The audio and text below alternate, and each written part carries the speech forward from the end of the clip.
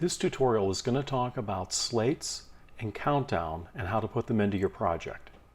So a slate is an identifier. It contains the name, title, running time, version, whether it's a rough cut, fine cut, so forth, and the date that it was completed. Now I've completed this project, but I'd like to put a slate at the beginning. So to do that, I'm going to click over into my tools, track selection forward. I can also select that by hitting the letter A. I can then move everything out of the way. I'll go back to the selection tool, hitting the letter V, or manually selecting it. I'd like to bring up some guides called safe margins. So in my program window, I'm going to click the wrench tool and select safe margins. Inside I have a variety of boxes. The one on the outside is the action safe. The inside box is called the title safe. That's where I'd like to put all my titles. I'm going to hit the letter T and start typing. I'll start with my name, a little small. Hit the return key, start your second line. The title, version, as I said, that would be rough cut, fine cut, pick lock. Running time, which is hours, minutes, seconds, but not frames. And then a date. This is 5/31/2022. Very small. So what I'm going to do is I'm going to edit this a little bit. I'll go into my window and find Essential Graphics. Look at the Essential Graphics panel and you have Browse and Edit. So click on Edit. Your title should be the first thing to pop up. From there, I'm going to go down in the text area, make sure everything is selected, and increase your size, filling that first boundary box.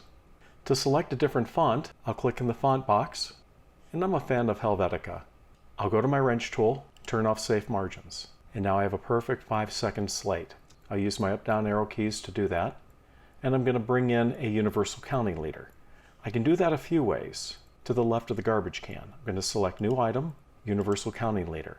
This is the current video settings I'm working with. I'll click OK. Your Universal Counting Leader will be in your project window. Grab it, drag it in.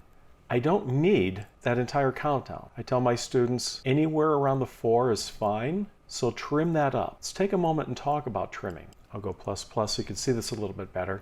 If I bring my cursor over at the edit point and trim it to where I want it, I leave this large gap. I don't like that.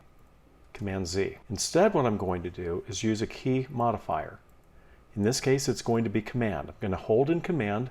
My trim tool changes from the basic trim to a ripple edit delete. Now I'll redo my trim and it closes the gap. And I'm going to grab everything this time, except the beginning, and I'm going to scoot it down until it clicks to the beginning. I also like to see at least 2 seconds of black at the end. You can go to the left of the garbage can, New Item. The second place you can get this is at the top, File, New. In this case, we're getting black video. Let's go all the way to the bottom, black video. I grab the video, pull it at the end. Once again, I might want to trim that up.